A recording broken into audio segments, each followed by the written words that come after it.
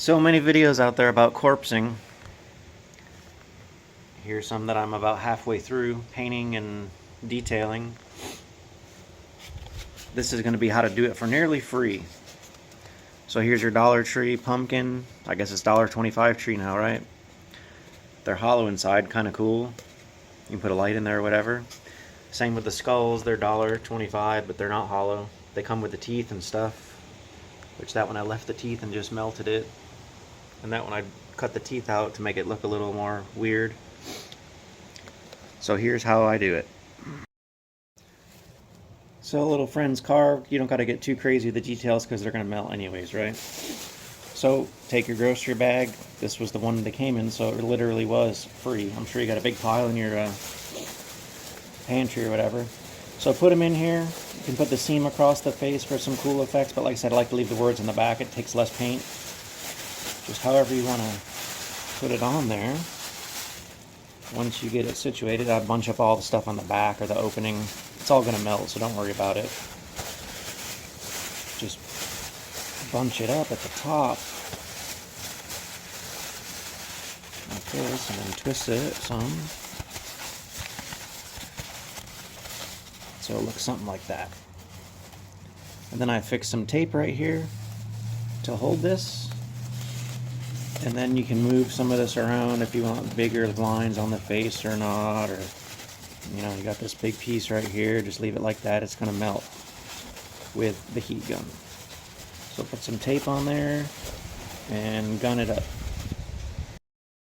Alright, so I got my tape on there. You can make it longer if you want more of a what do I call it? A vine, stalk, tail, whatever. I've got the heat gun sitting here between my knees because I don't have a vise or anything right now because I'm doing it in the garage because of the fumes. So I'll turn it on low. And then just keep it moving until you get the meltiness you want. See how it kind of folds out there?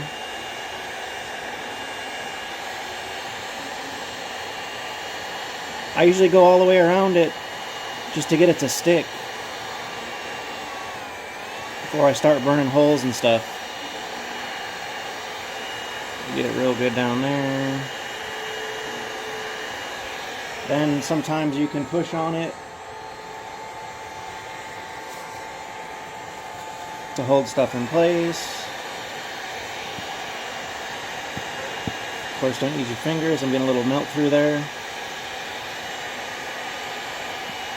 Let me turn this off for a sec so I can use my other hand, and you can see what I'm talking about.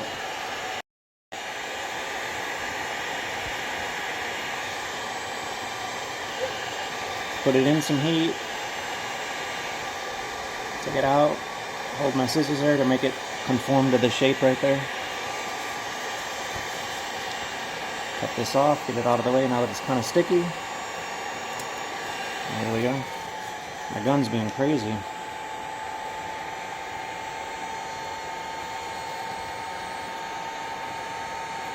Of course, try not to burn yourselves the goal, right? I got a little exposed right there. I'm not going to worry about it too much. It'll just add to the funkiness of it.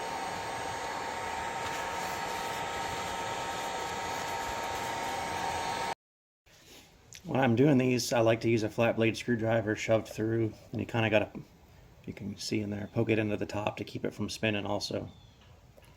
That way it gives me a nice handle to paint and melt and all that stuff. And then when I'm done, you can kind of see on my box there, the little skewer shish kebab stick thing, stick it in there. And then when I paint them, I can just stick them in the box or in the ground outside to dry. And it makes a real nice holder for them instead of trying to get paint all over your hands and stuff. Alright, so we got it mostly stuck down. Now I'm going to use the heat gun to burn some holes, melt the foam the way I want it to look, and then just make it generally gross and looking and bust it through in a few spots. That'll really bring out the, I don't know what you call it, the corpsiness of it. Vary your distance. You get some cool looks. You know, I like to not burn through all the way sometimes. It makes it pretty cool with the holes like that, or like the skin is all stringy. You burn his mouth a little bit down here. Oh yeah, there we go. Look at that foam melt.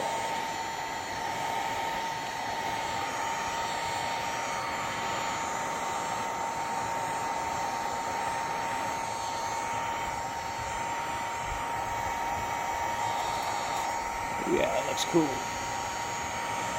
Maybe a little more on that eye so it looks more like a, oh, there we go, that's perfect. The back I don't usually worry too much about, but I'll do it a little bit just to make sure it's all stuck down real. So my hole opened up bigger, but the beauty of plastic is just stick some on there.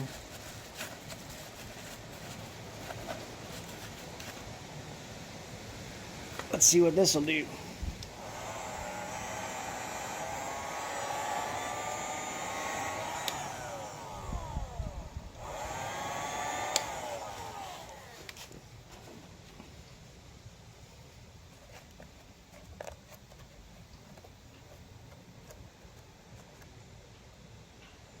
There. Paint her up. It'll look good. Alright, did a few more gun hits off camera. Got my plastic melted in there to fix my blowout. Got the face kind of melted how I want. Kind of weird shape there.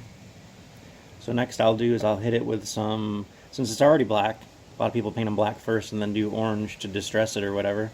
I'm going to do orange first and then kind of mist it around, spray it not the best to leave some of the black showing. Let it dry a little bit and then I'll spray black over top of it like a misty coat, and then take my leftover bag from the stem and wipe it while it's wet, and it gives it a really cool aged distressed look, I think, anyways. And again, it's all what you like. Want it more nasty looking, some more, get some brown, like I use brown on the skeleton heads, get some brown on there, dry brush it, mist it, wipe it with the plastic, your choice, right? To finish the top, I just use a little green and then paint it down the ripples to make it look like it was growing that way. Inside I sprayed some yellow-orange spray paint. Be careful, depending on your paint, it'll eat the foam up so you can kind of see, but it kind of gives it also a nice nasty look, I think, inside there.